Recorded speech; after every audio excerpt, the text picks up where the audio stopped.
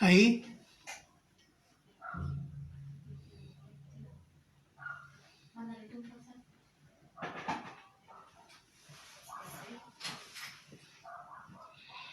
¿Aparece algo?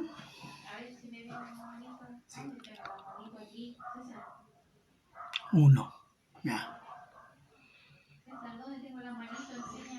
Sí, ahí apareció. Ahí estamos. Muy buenas tardes, hermanos, hermanas, amigos y amigas, todos que sean muy bendecidos en el nombre del Señor Jesús. Les recuerdo que a esta hora tenemos el culto.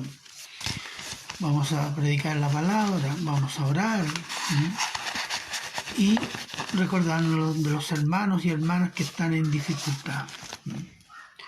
Vamos a comenzar orando, poniendo nuestra presencia y todo lo que vamos a hacer en la presencia santa de nuestro Señor. Oremos, hermanos. Padre bueno, eterno y misericordioso Señor, le damos gracias, Señor, por este hermoso día que usted ha hecho para su gloria, Señor. Gracias, Señor, porque usted nos ha bendecido con gran misericordia, dándonos lo que necesitamos y mucho más de lo que necesitamos en lo espiritual y lo material. Padre eterno, pero también tenemos que pedirle perdón, Señor, por nuestros malos pensamientos, malas obras, mal actuar, Señor, que no honra su nombre, Señor, nos hace perder la comunión. Pedimos y rogamos que por amor a Cristo nos perdone, Señor, nos limpie de todo corazón, nos limpie nuestra alma, Señor, para que nuestro culto hoy día, nuestro oído, nuestro corazón ante su palabra no tenga tropiezos, Señor, y podamos ser cada día más, por medio de su palabra, edificados en el carácter de nuestro Señor Jesucristo. Le damos gracias, Señor, por todas sus bendiciones. También oramos, Señor, por cada uno de los hermanos que están en contacto, que pertenecen a nuestra iglesia, y otros amigos y hermanos que se han agregado, que muchos de ellos no los conocemos, pero realmente nos alegramos que estén con nosotros, que podamos participar juntos de la palabra, Señor. Y queremos orar en este momento por la familia de la hermana Jimena. Ella dio positivo con coronavirus, pero hoy día también dieron el resultado de su madre, que también dio positivo, que es una persona anciana y que tiene varias enfermedades. Hermanos y hermanas, hay que estar orando por esta familia seriamente, por la hermana Mari, que es la otra hermana de la hermana Jimena, por su mamá y por su padre. Pedir al Señor en su misericordia, y también los que no pueden ayudar, por lo menos pedir que el Señor ponga en el corazón de alguien que los pueda ayudar en las cosas que necesiten. Así que, hermanos, también oramos por los hermanos que están sin trabajo, Señor. Oramos, Señor, por los hermanos que están débiles en la salud, con problemas, como el hermano Raúl Valdés, Señor. Pedimos que la misericordia del Señor pueda ser experimentada por ellos y por nosotros, y que esto también el Señor sea glorificado en eso. También podemos y debemos orar por los enfermos del COVID, aparte la familia que ya hemos mencionado, todos los enfermos, que el Señor pueda glorificarse en ellos, que esta enfermedad pueda ser de gran ayuda, esta tribulación del cuerpo y del alma pueda llevar a Cristo a muchas personas, Señor. Roguemos por eso, Señor. También hay que orar, hermanos, por los parientes de los fallecidos por COVID. Están sufriendo, están desanimados, y nuestro Dios, que es un Dios de consuelo, es el único que puede apaciguar y consolar esas almas desoladas. Pedimos y rogamos que todo aquel que conozca a alguien que sea fallecido, un pariente o un familiar por COVID, pueda acercarse y exponer el Evangelio de Jesucristo para consuelo de sus almas. También, hermanos, hay que orar por las autoridades de Chile, que es un mandato que está en las Escrituras y sobre todo en el Nuevo Testamento. Orar por las autoridades, los hombres que están en eminencia, que significa que están en autoridad. Llámese presidentes, ministros, diputados, senadores, gobernadores, intendentes, alcaldes, etcétera, que puedan ellos también conocer el Evangelio de Jesucristo y que pueda Dios darles sabiduría también, Señor. Hay que orar también por la paz en Chile. Hay un ánimo muy enconado, un ánimo político de guerra. Nosotros como cristianos sabemos que todo está en las manos de Dios. Pero si hay alguna petición que podemos hacer es que Dios ponga paz en los corazones. Y si no pone paz, si esto sigue agravándose, vamos a seguir orando porque Dios nos abra puertas para predicar el Evangelio en esta situación y en la situación que venga, sea peor o sea mejor. Nuestra misión es predicar el Evangelio a toda criatura. Damos gracias, Señor, porque sabemos por fe que usted ha oído nuestras peticiones, quedamos en sus manos y todo se lo agradecemos siempre en Cristo Jesús. Amén. Bien, hermanos, veo que hay bastantes que están conectándose. Sean todos bienvenidos. Y vamos a pasar a los avisos. Ustedes ya los conocen, pero es bueno recordarlos, porque tenemos una mente frágil, por no decir pecadora, ¿o no? A veces se nos olvida. ¿Cuál es el primer aviso? Lea, estudie y obedezca. No, tome nota. Lea, estudie y obedezca, ¿qué cosa? Su Biblia. 2. Ore por los hermanos, por sus enemigos, por Chile y por las autoridades. Chile necesita oración. Y solo el pueblo de Dios puede clamar por Chile. No hay otro. Y 3. Predique el Evangelio. Toda oportunidad que se le presente, predique el Evangelio. Es muy necesario, muy urgente.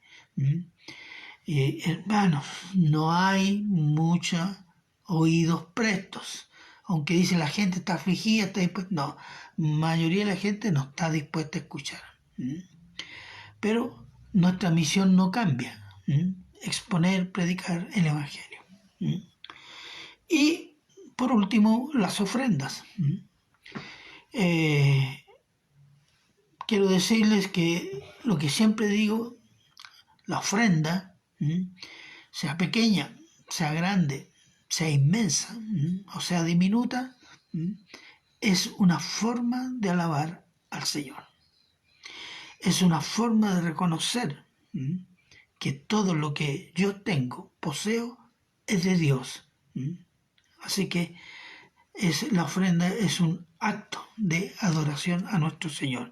Y quiero leerles 2 de Corintios, capítulo 9, versículos 6 y 7.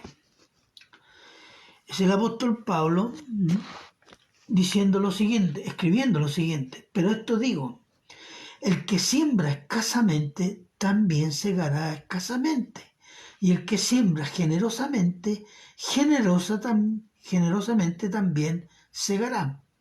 Cada uno dé como propuso en su corazón, no con tristeza ni por necesidad, porque Dios ama al dador alegre.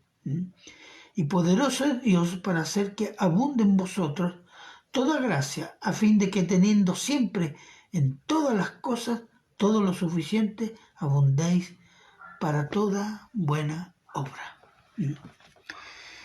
Fíjese, este es un pasaje que muchas veces la gente dice, la ley de la cosecha. Sí, hay una ley, pero si usted es generoso, la cosecha no significa que va a ser va a ser un interés del 1000%. No. La cosecha puede ser salud, puede ser una concesión de una petición, puede ser el gozo de conocer cada día más a nuestro Señor Jesucristo. En fin, pueden ser muchas las cosechas y bendiciones que se pueden recoger siendo fiel en ofrendar. Y Dios ama al dador alegre. ¿Qué dice la gente? Dios bendice al dador alegre. Y tienen el signo peso en los ojos. No, hermano. Dios ama al dador alegre. ¿Por qué? Porque Dios ama dar. Dios es un dador alegre y cuando ve un hijo que es un dador alegre, dice, este es mi hijo amado y este me agrada, me complace. Entonces Él lo bendice mucho más, porque el amor es la mayor bendición. Estamos hablando del amor de Dios. Entonces los dejo con ese versículo, 2 Corintios 9, 6, 7 y 8. Bien. Bueno, estoy transmitiendo desde mi nuevo hogar, la casa de la hermana Anita y César, así que oren por ellos, que el Señor les bendiga. Y hoy día también el hermano Ricardo y su familia se estaban trasladando al local de la iglesia. Así que también estén orando por él y su familia, para que el Señor les bendiga en todo este cambio. Recordarles que en la semana, día domingo, y no me acuerdo qué otro día, está el estudio de Génesis y Romanos. Para todos los que están inscritos, que están siguiendo, no se olviden, los días domingo, los días viernes me parece, a las 8 y domingo 6 de la tarde. Otro aviso. Se comenzó la clase de lenguaje de señas y lo están haciendo las hermanas de la iglesia Fuente de Bendición. Y todos los martes a las 20 horas, es por una hora, de 20 horas a 21 horas, para todos los hermanos y hermanas que estén interesados deben contactarse con el hermano Francisco para que el día martes les mande el link que recibe él para conectarse a la clase. Así que los hermanos que una vez participaron, si están interesados en seguirla, tienen esa oportunidad para poder retomar el estudio y las clases. Amén. Amén, yo escuché, sí, se escuché, todo el mundo dijo amén. Bien, hermanos. Vamos, abra su Biblia en Efesios. Efesios 1.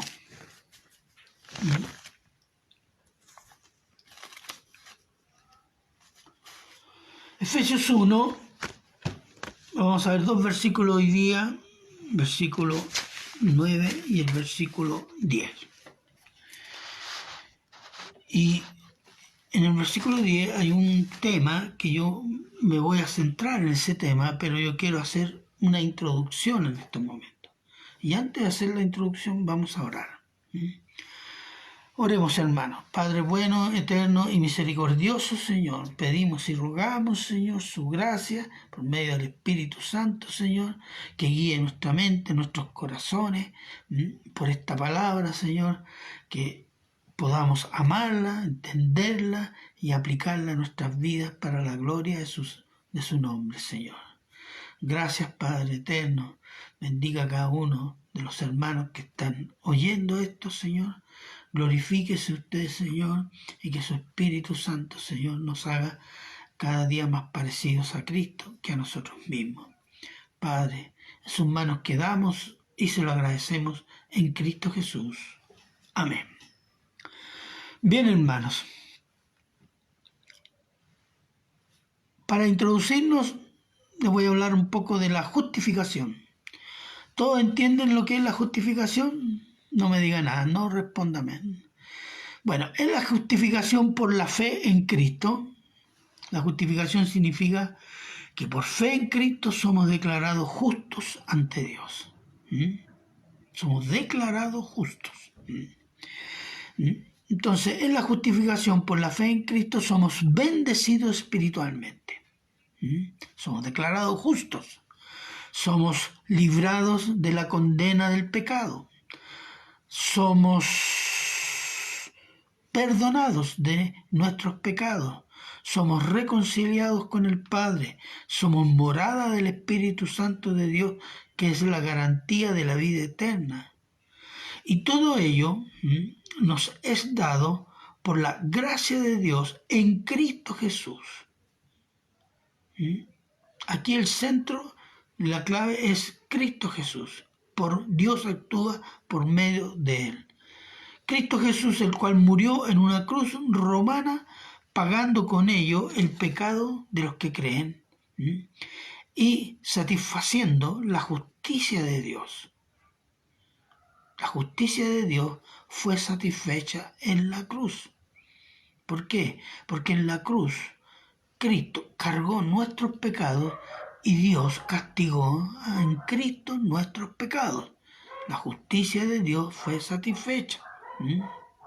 Entonces, pero allí mismo se produce un gran efecto espiritual. Cristo vence en la cruz a la carne, al mundo y al diablo. La cruz de Cristo y su resurrección emitieron un juicio condenatorio a la carne, al mundo y al diablo. Le voy a leer, permiso, hermano, Hebreos 2:14. Así que dice, por cuanto los hijos participaron de carne y sangre, él también, se refiere a Cristo, participó de lo mismo, para destruir por medio de la muerte, esto es, al diablo. Exactamente. Él destruye las obras del diablo, que son el pecado y la muerte, con su propia muerte, como hombre, hombre santo, etc. Pero hermano, esto no significa que la carne, el mundo y el diablo han desaparecido. No, han sido vencidos, pero no han desaparecido. Y piense esto, el cristiano es un pecador salvo, pero conserva aún la naturaleza pecaminosa, una naturaleza que está quebrada, neutralizada, que no domina, no reina. ¿Por qué? Gracias al poder de Dios en el cristiano. ¿Cuál es el poder de Dios en el cristiano? El Espíritu Santo, el cual resucitará a los que durmieron en Cristo y transformará a los cristianos vivos en cuerpo glorioso. Todos resucitarán, los muertos en Cristo y los cristianos vivos que sean raptados y serán transformados con un cuerpo glorioso. ¿Qué significa? Sin la existencia del pecado en nuestros cuerpos, cuando Cristo venga por su iglesia. Y eso está en 1 Tesalonicenses 4, 16 y 17. Dice, porque el Señor mismo con voz de mando, con voz de arcángel y con trompeta de Dios, descenderá del cielo, y los muertos en Cristo resucitarán primero, y luego nosotros, los que vivimos, los que hayamos quedado, seremos arrebatados juntamente con ellos en las nubes para recibir en el aire, y así estaremos siempre con el Señor. Hay una transformación para poder estar delante del Señor. El cuerpo glorificado del cristiano, cuerpo resucitado, glorificado del cristiano, es la victoria de Cristo en la cruz contra la carne. Esa victoria no es nuestra. Nosotros somos glorificados en la eternidad, para vida eterna, por la obra de Cristo en esa cruz. El mundo rechaza a Cristo. El mundo es anti Dios, decía un pastor, y lo hace todos los días, y está bajo el dominio del diablo.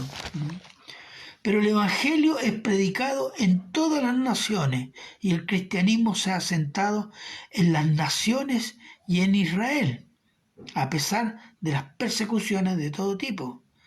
Pero el mundo sufrirá juicio, y ese juicio fue emitido en la cruz de Cristo. Ahí está. La victoria sobre la carne fue pronunciada en la cruz. El juicio sobre el mundo, la victoria sobre el mundo fue emitido en la cruz. Apocalipsis 3:10 dice: por cuanto has guardado la palabra de mi paciencia, yo también te guardaré de la hora de la prueba que ha de venir sobre el mundo entero para probar a los que moran sobre la tierra, a todos los incrédulos que moran sobre la tierra. No dice que va a probar la iglesia, no, a los que moran sobre la tierra. ¿Se fija? Entonces tenemos, en la cruz se logra una victoria sobre la carne y una victoria sobre el mundo. El diablo es hoy la potestad del aire, el dios de este tiempo, el príncipe de este mundo. Se lo pueden encontrar en 2 Corintios 4:4. ¿Qué hace? Enceguece a los incrédulos para que no vean a Cristo y propaga la falsa doctrina entre los elegidos de Cristo. Pero ¿qué tiene el diablo en el mundo? La oposición del Espíritu Santo que vive en la iglesia de Cristo. Y después será encadenado y encerrado. Mire, vamos a leer Apocalipsis. Vamos a ver acá. Apocalipsis 20, del 1 al 3. ¿Qué dice? Vi a un ángel que descendía del cielo con la llave del abismo y una gran cadena en la mano. Y prendió al dragón, la serpiente antigua, que es el diablo, Satanás, lo ató por 1000 años y lo arrojó al abismo y lo encerró. Y puso su sello sobre él para que no engañase más a las naciones hasta que fuesen cumplidos los 1000 años. Después de esto debe ser desatado por un poco de tiempo. Apocalipsis 20:10 dice: y el diablo que los engañaba fue lanzado al lago de fuego y azufre, donde estaban la bestia y el falso profeta, y serán atormentados día y noche por los siglos de los siglos. Eso habla de eternamente. Entonces hay dos instancias, dos momentos. Un momento que el diablo es atado, encerrado, no se le deja operar, y va a haber otro momento en que va a ser lanzado definitivamente al lago de fuego. ¿Esto qué significa? Significa que el infierno no es del diablo, hermano. El infierno es de Dios.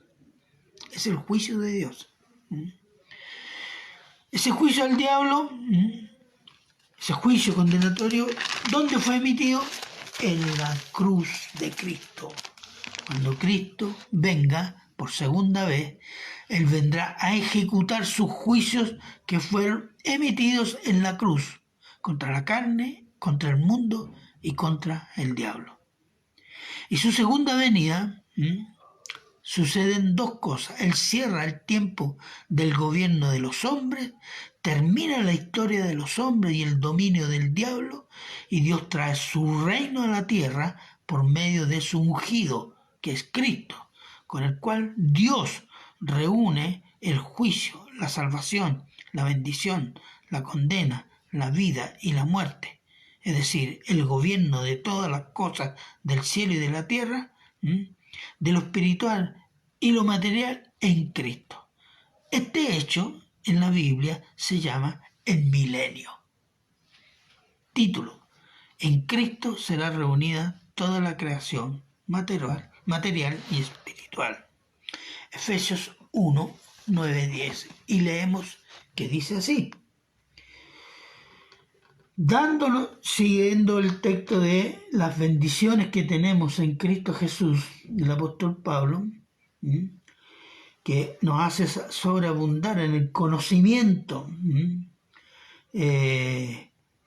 sabiduría, para que conozcamos a Dios, conozcamos las cosas de Dios, amemos las cosas de Dios. Y en el versículo 9 dice: dándonos a conocer el misterio de su voluntad, según su beneplácito, el cual se había propuesto en sí mismo de reunir todas las cosas en Cristo, en la dispensación del cumplimiento de los tiempos, así las que están en los cielos como las que están en la tierra. Bien, hermanos, vamos un poco a parafrasear el versículo 9, versículo 10, para que sea más fácil poder captar lo que allí se está diciendo. Cuando dice: dándonos a conocer el misterio de su voluntad. La vez pasada, miércoles pasado, el hermano Ricardo habló de lo que es el misterio, ¿cierto? Dios revela misterios, algo que antes, en la antigua dispensación, no fue revelado. Ahora ese misterio es revelado. ¿A quién? A la iglesia, a los apóstoles, por medio de los apóstoles, etc. Entonces podría decir: por su gracia en Cristo, Dios revela a la iglesia aquello que antes no fue revelado, es decir, fue misterio, y que es su voluntad, según el beneplácito. ¿Qué significa beneplácito? ¿Qué significa agradarse? Según su propio agrado, según su propio placer, según su propio gusto. Entonces podría decir: ¿y qué es su voluntad? Según su propio agrado, según su propio deseo de agradarse. Y después dice: el cual se había propuesto en sí mismo. ¿Cómo podemos parafrasear esto? De la siguiente manera: el cual había decidido en su propia voluntad. Eso significa: Dios decide en su propia voluntad, en sí mismo. ¿Qué significa en sí mismo? Que no fue aconsejado por los ángeles. Tampoco fue sugerencia del Papa o de algún apostolado. No. Dios decide según su propia voluntad. Es decir, tiene una voluntad soberana. A muchos no les gusta la soberanía de Dios. Piensan que Dios hace las cosas que ellos dicen. No, Dios decide en su soberana voluntad. Entonces, Dios ha decidido revelar a la iglesia algo que antes no había sido revelado, y decide por su soberana voluntad. ¿Qué cosa? ¿Qué decide Dios en su soberana voluntad? Y aquí viene el versículo de 10, de reunir todas las cosas. ¿Qué significa? Todas las cosas. Significa toda la creación. Eso significa. Es un concepto amplio, muy amplio. Todas las cosas significa lo material y la espiritual. Toda la creación, juicios, bendición, condenación, salvación, vida y muerte, riqueza y pobreza, todo va a ser reunido en Cristo. ¿Qué significa eso? Todo va a ser llevado al gobierno de Cristo.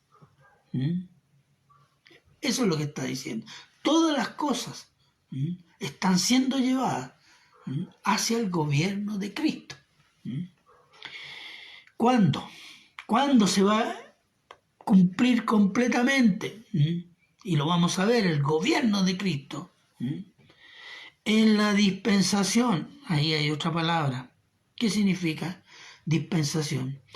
Dispensación, la definición más bíblica que podemos decir es periodo de tiempo en el cual el hombre es probado en relación a alguna revelación de la voluntad de Dios. Y le voy a poner un ejemplo.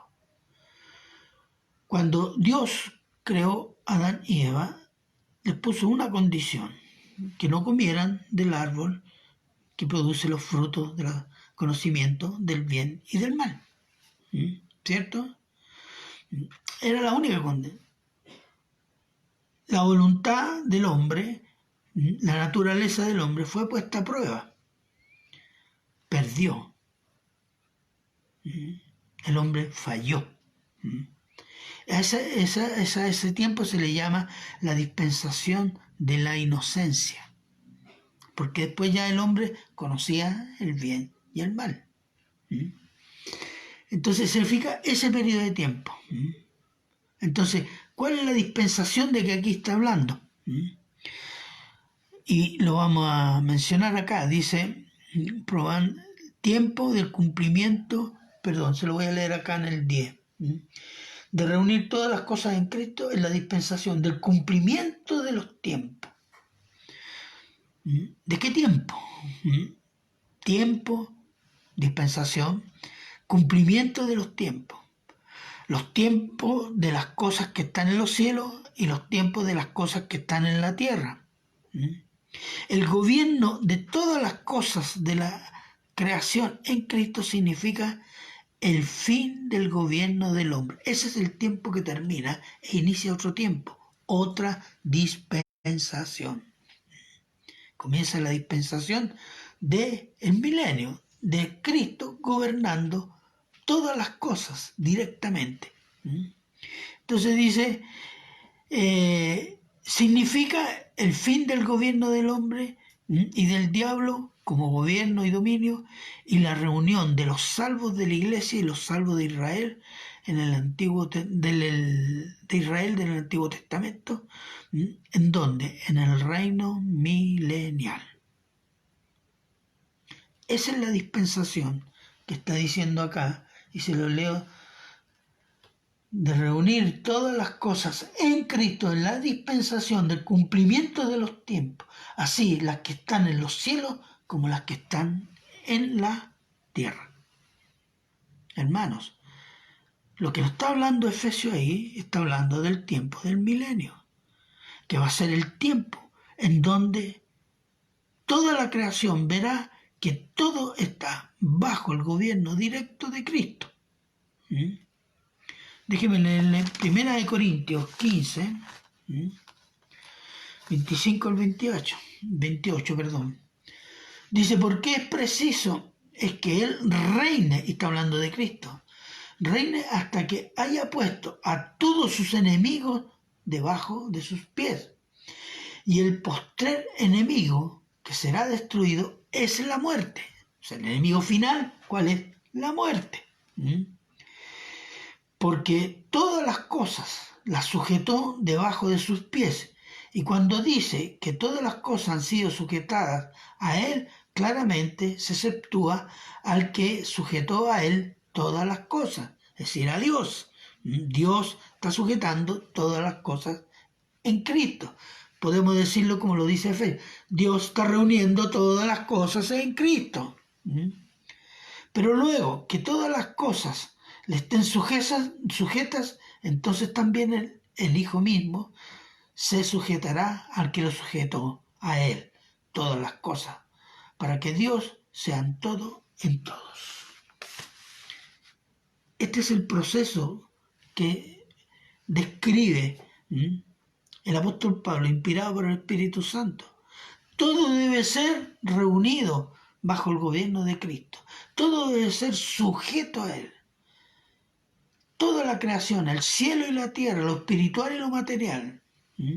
Y eso se va a concretar definitivamente en el milenio. Mateo 28, 18. Que dice, no crea que esto no ha comenzado. No, esto comenzó. ¿Cuándo comenzó? En la cruz.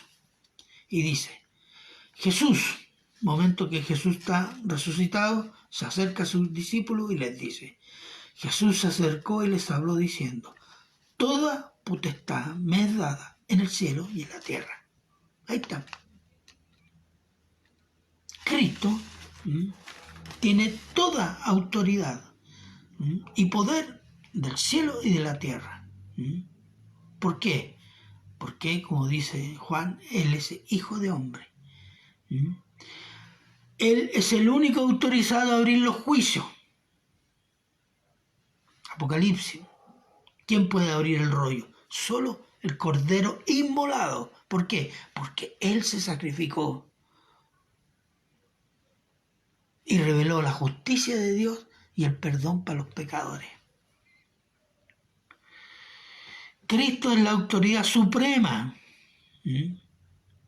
Es preciso que Él reine hasta que todo sea sometido a Cristo, reunido en Él, y para ello le fue dada toda autoridad en los cielos y en la tierra para someter todas las cosas, la cual se cumple en el milenio, el gobierno de Cristo por 1000 años.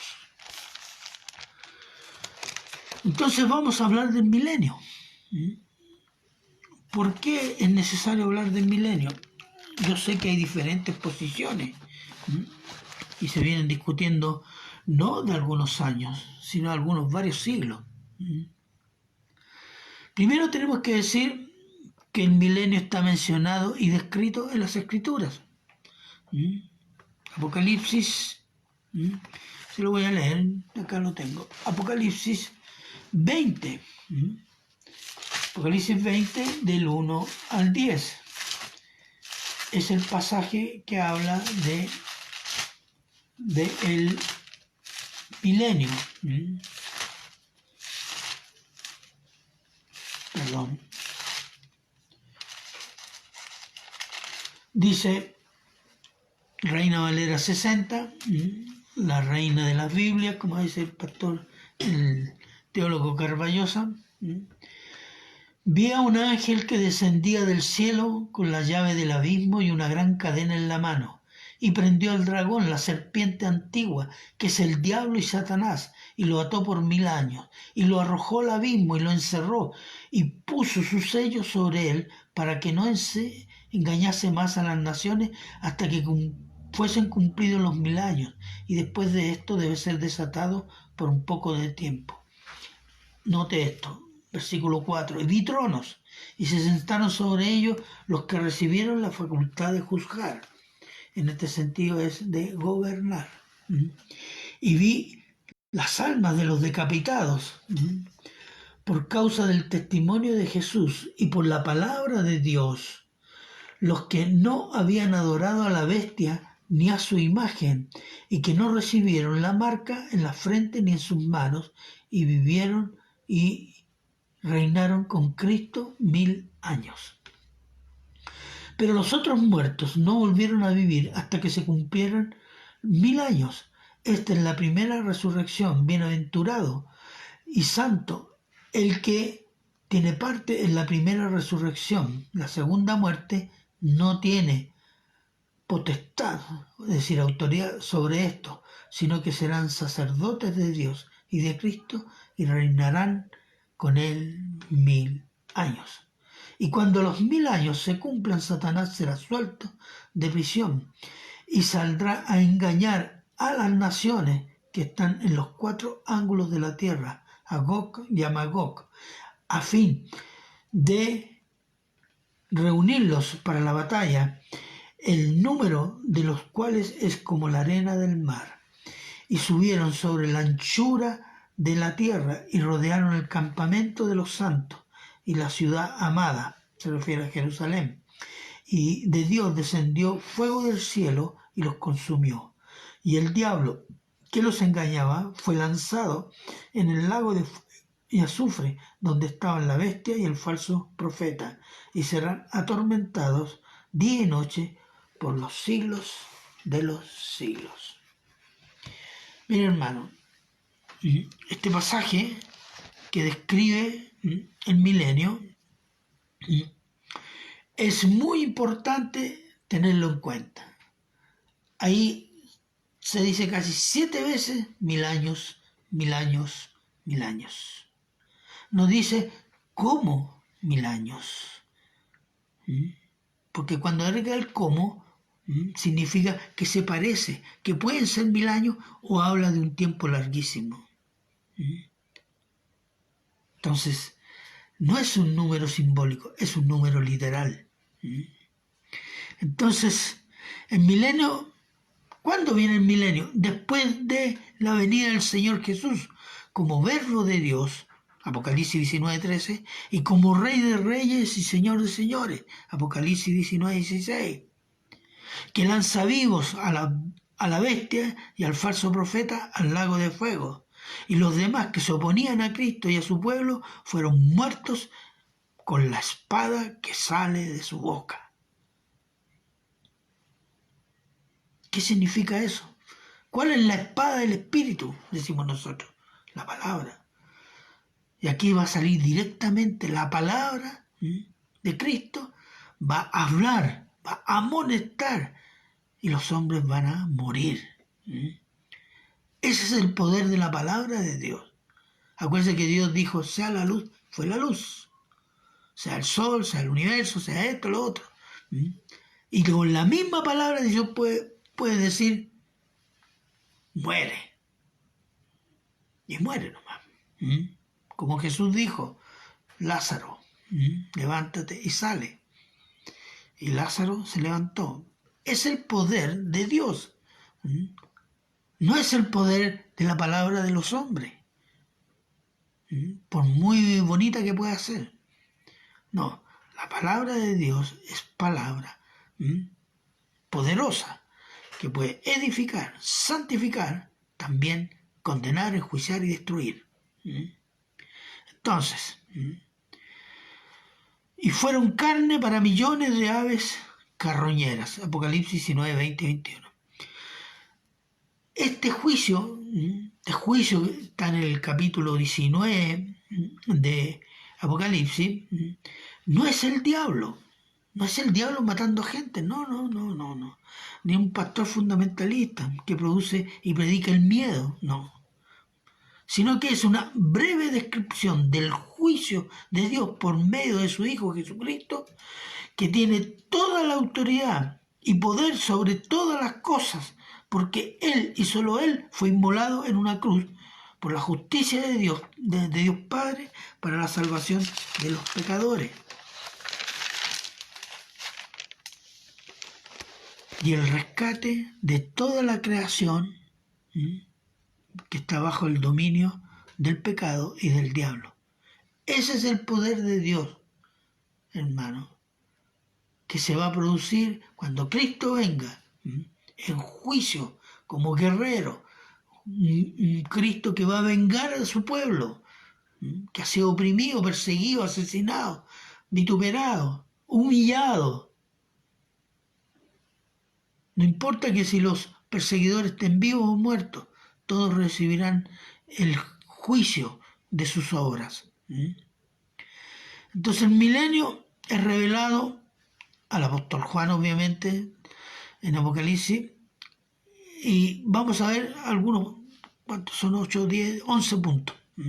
Solo mencionarlos, no los vamos a analizar. 1. Un ángel ata al diablo y lo encierra en el abismo por 1000 años. 2. Juan vio tronos alrededor de Cristo que eran para los redimidos de la tribulación y los redimidos que conforman la iglesia y los redimidos del Antiguo Testamento que cogobiernan con Cristo. Esa es una cosa clara. Déjenme leerle un versículo, porque este versículo va a suceder precisamente cuando Cristo venga en juicio y después se instaure su reino milenial. Dice Filipenses 2, del día 11, para que el nombre de Jesús se doble toda rodilla de los que están en los cielos, de los que están en la tierra y debajo de la tierra, y toda lengua confiese que Jesucristo es el Señor, para gloria de Dios Padre. Este versículo se va a cumplir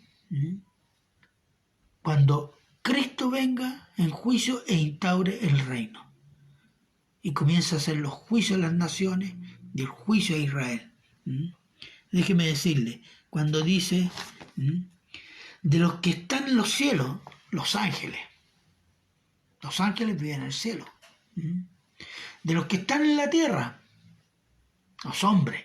No dice que van a ser salvos todos los hombres, sino que todo ser humano va a ser tan la gloria y el poder de Cristo que hasta el incrédulo, más incrédulo, impío, pecador, impenitente, va a decir: Cristo es el Señor. A eso se refiere. Y cuando se refiere a los que están debajo de la tierra, se refiere a los condenados, a los espíritus inmundos. También van a decir: Cristo es el Señor. Porque el milenio va a ser un despliegue de la gloria de Dios Padre por medio de Cristo que jamás ha sido vista, ni la podemos imaginar. Y tanto así que hasta los demonios se van a poner de rodillas y decir: Cristo es el Señor. 3. Los muertos no redimidos no resucitarán hasta el cumplimiento de los 1000 años. 4. Al final del milenio, el diablo será soltado y promoverá una gran rebelión de los hombres contra Dios y su ungido y contra los creyentes de ese tiempo. 5. Serán destruidos con fuego caído del cielo. 6. El diablo es lanzado al lago de fuego para siempre. 7. El Señor Jesús hace juicio en su trono blanco, símbolo de santidad, a todos los incrédulos de todos los tiempos de la historia humana que son resucitados para condenación eterna y ser lanzados al lago de fuego y azufre. 8. La muerte es condenada y lanzada al lago de fuego y azufre. 9. Todo es recreado, santo, puro, hermoso, para que Dios se goce con todos sus redimidos de todos los tiempos, y estos se gocen de Dios Padre, del Hijo y del Espíritu Santo por la eternidad. Es el estado eterno. Es la segunda parte de 2 de Corintios 25-28. Y después todo es sujeto a Dios Padre. Esa instancia, ¿cuál es? El estado eterno.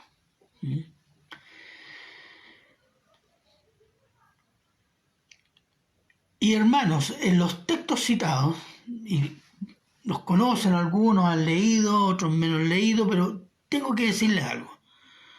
No hay nada que indique, ninguna palabra que indique que el milenio, que el juicio, que la autoridad de Cristo por la cruz, que el lago de fuego, que todo lo reunido en Cristo sea símbolo o alegoría. No. Déjenme decirle, si la cruz de Cristo, la muerte de Cristo en una cruz y su resurrección es el hecho espiritual, literal e incluso histórico más importante de la historia de la redención, ¿por qué sus efectos espirituales son simbólicos, alegóricos? ¿Qué razón hay? Si el texto no lo dice, ni tampoco da indicaciones en interpretar en modo simbólico o alegoría los tiempos que Dios estableció por medio de Cristo. La cruz no fue una alegoría, no fue para enseñarnos a ser buenas personas. La cruz tiene efectos espirituales eternos para la salvación de los hombres pecadores y de toda la creación. Dios está rescatando su creación del pecado, del mal y del diablo por medio de Jesucristo.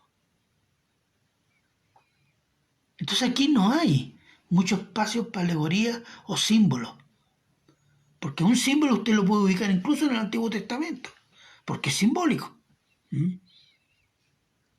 Pero está en una posición, en un texto, por algo está. El Espíritu Santo no es alegórico. Entonces Dios estableció por medio de Cristo alegorizar las profecías, y esa es una práctica que tienen algunos teólogos y algunas iglesias. Déjeme decirle que alegorizar las profecías es una reminiscencia católico-pagana. Es un método, que lleva a cualquier parte a decir incluso que el Papa es infalible.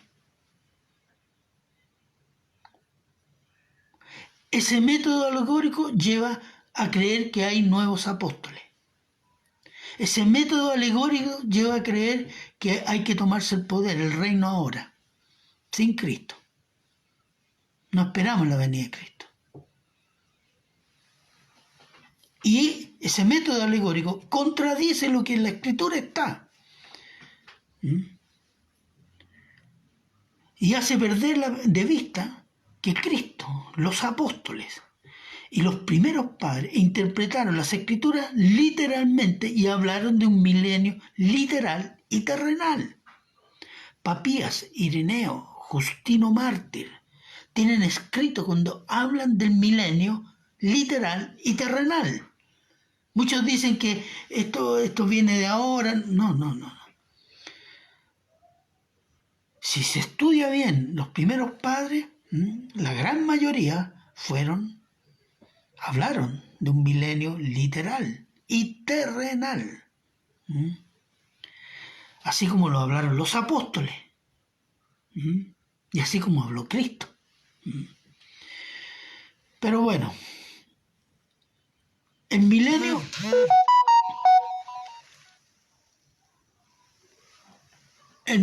comienza, hermanos, con dos hechos que están en Mateo 25.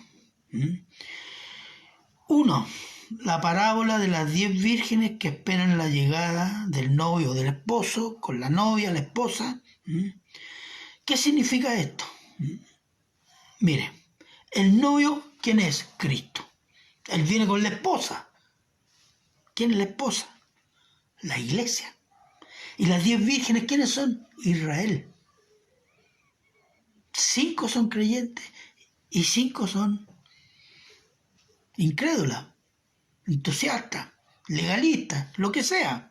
El esposo y la esposa llegan y entran, junto con ellos las 5 vírgenes creyentes.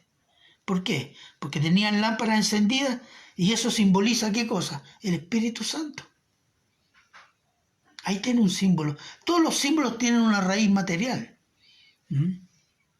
Y por eso entran, no porque tenían una antorcha, no. Significa que ellos tenían el Espíritu Santo, es decir, eran creyentes, eran judíos creyentes. Y la puerta del reino se cierra a todo incrédulo. Jesús les dijo, yo no los conozco. O sea, yo nunca tuve una relación íntima con ustedes. Y el segundo hecho, el juicio de las naciones, en que serán bendecidos los que amaron a los pequeños. Ahora, este pasaje es usado por los católicos, es decir, hay que ayudar a los niños, a los pobres. No, esa es una pésima interpretación, porque Cristo llama a los pequeños a sus hermanos, sean judíos, sean gentiles. Dice, a los creyentes perseguidos y atormentados. Está hablando del periodo de la tribulación, obviamente. Esos hermanos compasivos eran ovejas que son benditos de mi Padre, dice Cristo, que heredan el reino y entran al reino. Y les dice Cristo, entren al reino que está preparado para vosotros desde antes de la fundación del mundo, o desde la fundación del mundo. Y son condenados los que fueron indiferentes o persiguieron a los pequeños, vuelvo a decir, los creyentes. Estos son malditos destinados al fuego eterno. Entonces comienza con un juicio. Y dice, entonces el milenio, que el milenio es Cristo gobernando todas las cosas en la tierra desde Jerusalén, junto a los redimidos muertos y resucitados. Los redimidos de la iglesia, los redimidos de la tribulación y los redimidos judíos de la antigua dispensación. Y además, ¿quiénes entran al reino? Todos los gentiles y judíos creyentes que están vivos. Eso entra. Los incrédulos se quedan afuera, en el crujir, el lloro y el crujir de dientes, como dice el Señor Jesús. Y todos los creyentes judíos gentiles vivos entrarán a vivir el milenio.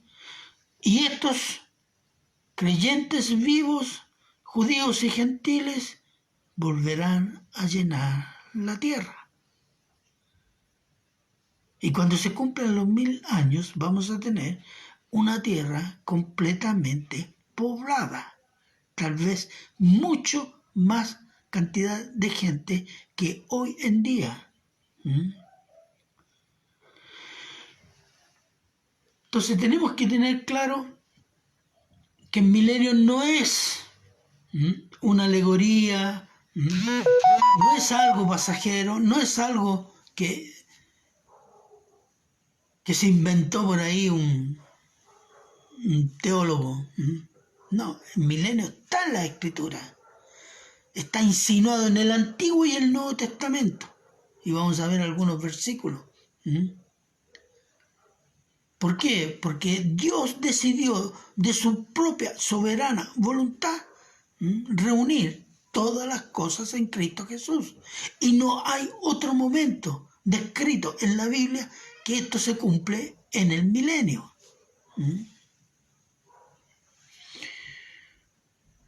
Y el milenio tiene propósito y vamos a describir algunos.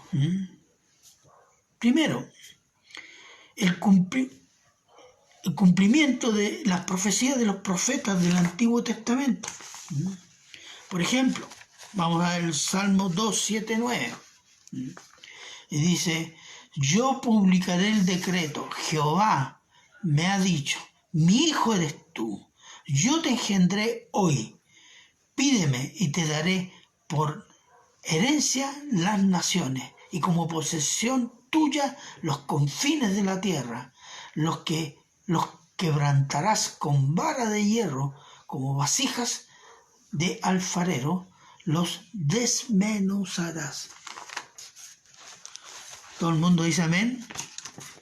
Perdón, ¿esto se ha cumplido? Porque aquí está hablando de las naciones. Aquí no está hablando de Israel. Está hablando de las naciones. No se ha cumplido. Y esperamos su cumplimiento. ¿Y cuándo se cumplirá? Milenio.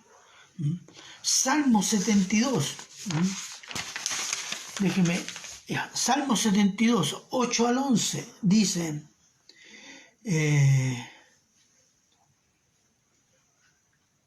Dominará de mar a mar y desde el río hasta los confines de la tierra.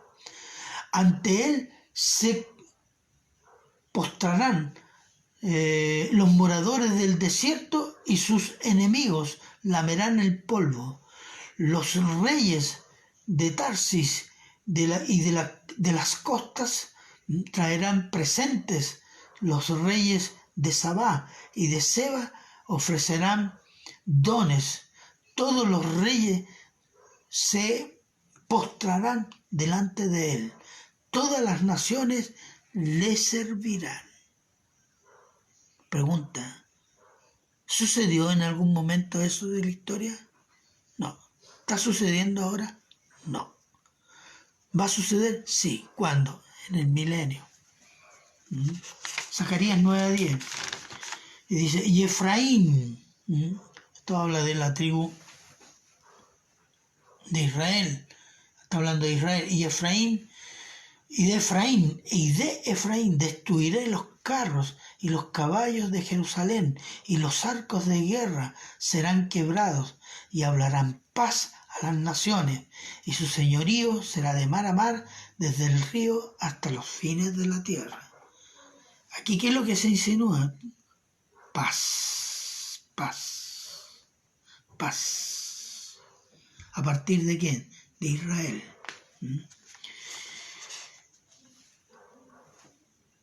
¿Qué más tenemos? 2. Cumplimiento de las profecías sobre Israel. Este es otro punto polémico. No, Israel desapareció. Pero aquí hay cosas que tenemos que leerlas seriamente. Si decimos que la iglesia es el Israel espiritual, entonces tendríamos que en la iglesia trasladarse a Jerusalén, porque ahí viene Cristo y tenemos que recibir a Cristo ahí, ¿o no? Entonces todos los que en Santiago, los que en Buenos Aires, Nueva York, las Amazonas y todo eso, tenemos que ir a Jerusalén. Lo dejo ahí nomás. Lucas 1:32. ¿Qué dice? Es el ángel que le dice a María, este será grande y será llamado Hijo del Altísimo, que significa el Todopoderoso. Y el Señor Dios le dará el trono de David su padre. Pregunta, ¿Cristo ha gobernado Israel? Cuando vino fue rechazado. Ahora no. Entonces es un evento futuro. Esto implica dos cosas. No solo que Israel, como ya se verificó en 1948, llegó a lo que era la antigua tierra prometida, a lo que es Palestina o parte de la Palestina, eso ya se cumplió. Y segundo, tiene que haber templo. Y Ezequiel lo describe, templo del milenio. Isaías 2.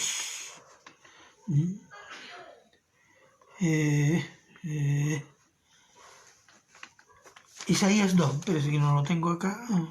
Isaías 2, del 1 al 3.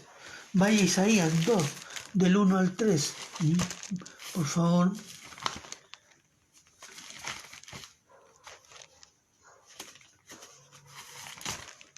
Isaías 2, del 1 al 3. Dice, voy a leerle solo el 1. Cumplimiento de las profecías sobre Israel. Dice, lo que vio Isaías, hijo de Amós, acerca de Judá y de Jerusalén. 1 y 2. Acontecerá en lo postrero de los tiempos que será confirmado el monte de la casa de Jehová como cabeza de los montes y será exaltado sobre los collados y correrán a él todas las naciones. ¿Qué está hablando? Que Israel será cabeza de las naciones. El Israel redimido. Bajo el gobierno de Cristo, Israel será cabeza de las naciones. Y las naciones acudirán a él. Romanos 11, 25 al 27 dice, porque no quiero, hermanos, que ignoréis este misterio para que no seáis arrogantes. Dice, algo que no haya sido revelado, ahora es revelado a la iglesia de Roma y a todos nosotros. ¿Qué cosa? Que no seáis arrogantes en cuanto a vosotros mismos, que ha acontecido a Israel endurecimiento en parte hasta que haya entrado la plenitud de los gentiles y luego todo Israel será salvo como está escrito. Vendrá de Sión el libertador que apartará de Jacob la impiedad y este será mi pacto con ellos cuando yo quite sus pecados. ¿Qué significa esto? Que es una profecía sobre Israel, que Israel va a ser restaurado. La iglesia necesita restauración, porque si la Israel es la iglesia es el Israel espiritual. Aquí está hablando de una restauración. ¿La iglesia necesita restauración? Algunos dirían que sí, porque hay apostasía. No. Si hay apostasía es porque esos son incrédulos. Esos son hijos del diablo infiltrados en la iglesia. 3. Recompensas al pueblo de Dios. Va a haber recompensas. Vamos a ver, Isaías 40:10 dice, he aquí, Jehová el Señor vendrá con poder y su brazo señoreará.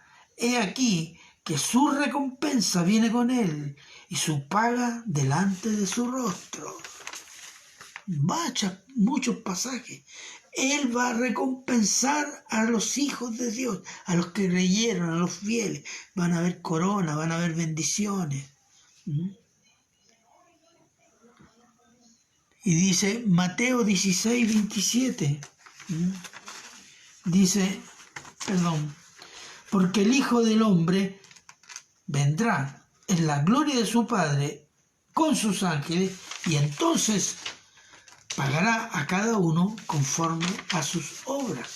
A los que no creyeron, juicio.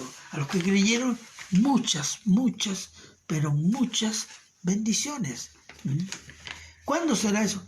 El milenio. 4. Cumplimiento de la oración del Padre Nuestro. ¿Cuál oración del Padre Nuestro?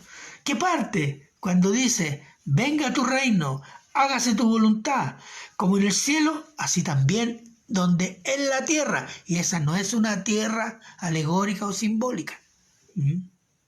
¿Y cuándo se cumple esa petición? Por eso cuando dice la petición de Dios, ¿cuál es? Oren porque venga el reino. Para que en la tierra se obedezca así como se obedece en el cielo. Porque así ahora, incluso las iglesias, los cristianos, son renuentes hasta obedecer a Cristo. Pero usted sabe que Dios le da un orden a un ángel, los ángeles santos, inmediatamente va y cumple esa orden. Si Dios le dice a un cristiano, mi hijo, yo quiero que vayas a misionar entre medio de los musulmanes, pero Señor, ¿cómo se le ocurre? Usted sabe, mi familia, mi trabajo, etc. ¿O no?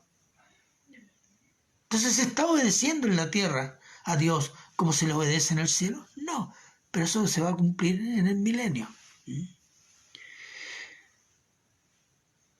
Isaías 2.3. Déjeme ver si lo encuentro. Isaías 2.3. Dice, y vendrán muchos pueblos y dirán, venid, subamos al monte de Jehová, a la casa del Dios de Jacob, y nos enseñará sus caminos, y caminaremos por su senda, porque de Sión saldrá la ley, y de Jerusalén la palabra de Jehová. Es diferente, ¿eh? Vamos a buscar a Dios, allá está, en ese templo, en Jerusalén, vamos a conocer sus mandatos. Bueno, así va a ser. 5. Solo en Cristo el mundo conocerá la paz universal. Isaías 2.4. Y juzgará entre las naciones, reprenderá a muchos pueblos, y volverán sus espadas en rejas de arado, y sus lanzas en hoces. No alzarán espada nación contra nación, ni se adiestrarán más para la guerra. Mira, hermano, toda intención de paz mundial que el ser humano ha hecho a lo largo de la historia ha fallado. Ha sido un momento de preparación para la próxima guerra. Solo en Cristo el mundo que conocemos va a conocer la paz universal. No hay otra posibilidad. Paz entre todos los seres vivos y el hombre. Mire, se lo voy a leer para que usted lo entienda. Isaías 11, 6 al 8. Morará el lobo con el cordero y el leopardo con el cabrito. Se acostará. El becerro y el león y la bestia doméstica andarán juntos. Y un niño los pastoreará. La vaca y la osa pacerán sus crías, se echarán juntas, y el león como el buey comerán paja, y el niño de pecho jugará sobre la cueva del áspid, que son pequeñas serpientes venenosas, y el recién destetado extenderá su mano sobre la caverna de la víbora. ¿De qué está hablando? El ciclo carnívoro, el ciclo de la guerra entre los animales, las especies de los animales, se va a terminar.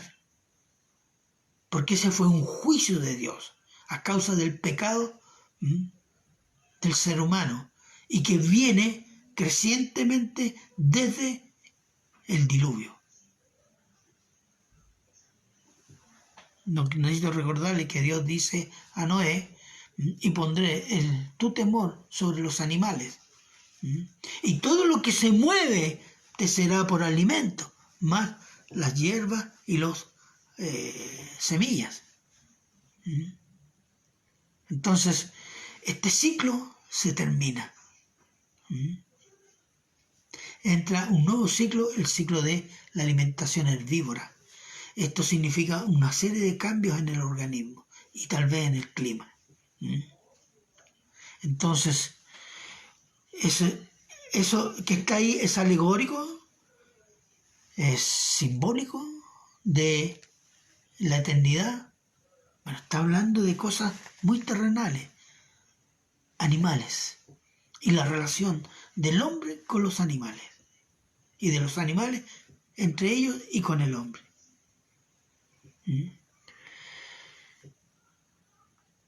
7. Habrá prosperidad material sin pobreza. Hoy día hay prosperidad, pero también hay pobreza, hay miseria incluso. Déjenme leerle algunos versículos. Isaías 35, 1. Se alegrará el desierto y la soledad, el yermo se gozará y florecerá como la rosa. ¿Qué significa esto? Que el desierto va a florecer, no vamos a tener un clima tan radical, o mucho calor o mucho frío tal vez. Las partes secas se van a llenar de plantas, flores, tierra cultivable. ¿Qué significa eso? Que va a haber otro sistema de aguas que va a regar toda la tierra. ¿Y qué va a producir eso?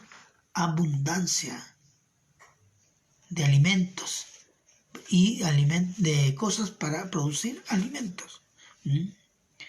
Zacarías, ¿sabes qué dice acá? 8:12. Porque habrá simiente de paz, la vid dará su fruto y dará su producto en la tierra, y los cielos darán su rocío, y haré que el remanente de este pueblo posea todo. O sea, habrá abundancia de cosas. Y déjeme leer el último versículo, Ezequiel 36, 29. Y os guardaré de todo vuestras inmundicias, y llamaré al trigo y lo multiplicaré, y no os daré hambre. El milenio se va a caracterizar por una abundancia de alimentos, lo que significa un cambio radical que todavía no conocemos en la naturaleza. 8. Pureza de pecado. Déjenme leerles Isaías 11, 19.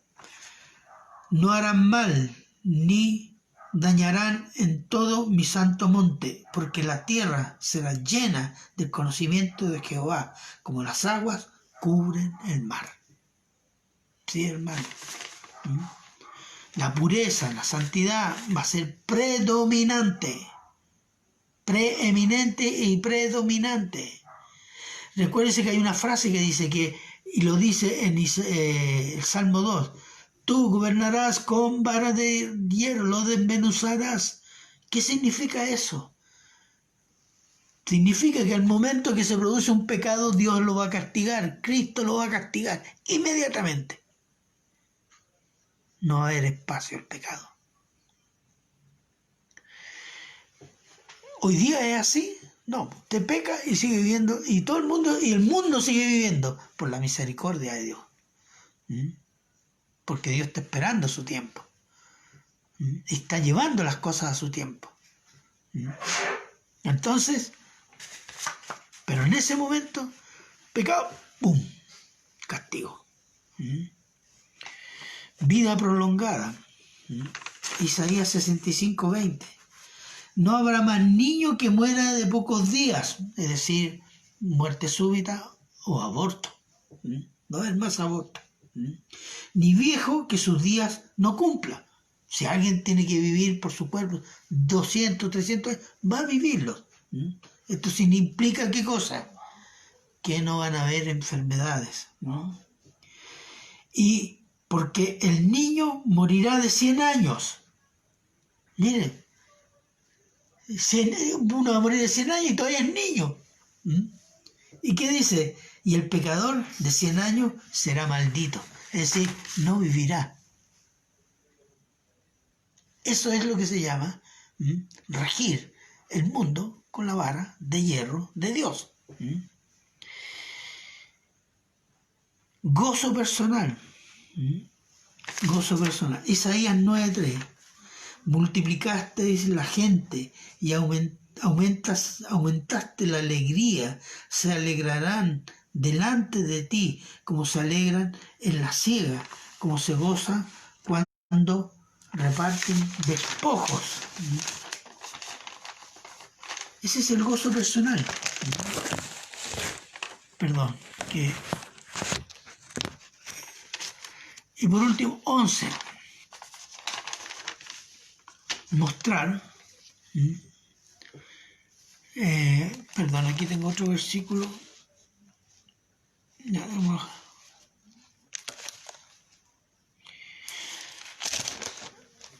por último, mostrar la profunda depravación del ser humano. Y se lo voy a decir de la siguiente manera. El milenio, ¿qué va a significar? No van a haber enfermedades, larga vida, abundancia. ¿Qué más? Clima, clima, como se diría, suave, agradable. Abundancia material. Y recibiendo y derramando, recibiendo lo que Cristo derrama sobre todo el mundo, bendiciones. Pero ¿qué sucede? En Apocalipsis 20, el 7 al 9, sueltan al diablo y el hombre se rebela. Arma ejércitos para ir a destruir Jerusalén, para ir a destruir a Cristo. Se rebela contra Dios. Nadie puede decir que en ese tiempo, no sé, las condiciones, como muchos dicen, porque yo soy rebelde porque nadie me quiso. No. Otros dicen, no sé, por mi pobreza, porque me pegaron, porque me azotaron, porque no tuve esto, porque no tuve lo otro. Pero en ese tiempo va a haber abundancia de todo. Salud, alimento, vida y bendiciones de Cristo. Aún así el ser humano se rebela. Y se cumple lo que dijo Cristo, Mateo 19, del corazón del hombre sale la maldad, los vicios, las mentiras, los adulterios, etc. No sale por las condiciones sociales, porque hay malos entre los ricos y hay malos entre los pobres, hay malos entre sabios y hay malos entre tontos. Son todos malos. No, la diferencia social no hace la diferencia. Entonces, estos 11 puntos, que los elegí así, son para demostrar ¿qué cosa? El propósito y las cosas que vamos a vivir en el milenio. El milenio es el preludio, significa la anticipación, la obertura, un ventanal bastante amplio, un adelanto palpable de lo que será la eternidad con Dios, con cielo nuevo y tierra nueva, donde Dios Padre vivirá eternamente con todos sus redimidos y no habrá más muerte, no habrá llanto, ni clamor, ni dolor, porque las primeras cosas pasaron. Apocalipsis 21, 3 al 4. Y todo es posible todo esto va a ser posible, porque está en la Escritura, y Dios no es hombre para mentir. ¿Por qué? Porque Dios en Cristo Jesús decidió por su propia voluntad reunir en Cristo, el vencedor de la cruz, todas las cosas que están en el cielo y las que están en la tierra, hermano. Y en Cristo nosotros somos participantes ustedes estas glorias de Cristo, de su gobierno y de sus bendiciones eternas. Así que, hermanos, somos cristianos, pero usted debe conocer qué es lo que va a hacer Dios por medio de Cristo y lo que está haciendo, para qué nos está preparando. No es por su calidad humana, no es por sus dones naturales, no. Es por la cruz de Cristo, donde nosotros fuimos salvados, donde no teníamos ninguna posibilidad, pero en la cruz de Cristo fuimos redimidos, fuimos justificados. De pecadores condenados pasamos a ser hijos de Dios, para heredar lo que Dios tiene. Cuando un cristiano entiende eso y vive en su corazón y en su mente para eso y pensando en eso, el mundo no le da miedo. El hombre no le da miedo. Porque tenemos una esperanza muy, pero muy superior a todo lo que el ser humano, lo mejor que haya conocido. Nuestra esperanza es infinitamente superior. Y eso nos capacita ¿para qué? Para afrontar las peores situaciones. Así murieron muchos mártires en la historia de la iglesia, dando gloria a Dios porque se iban al encuentro con nuestro Señor y esperando todas estas cosas.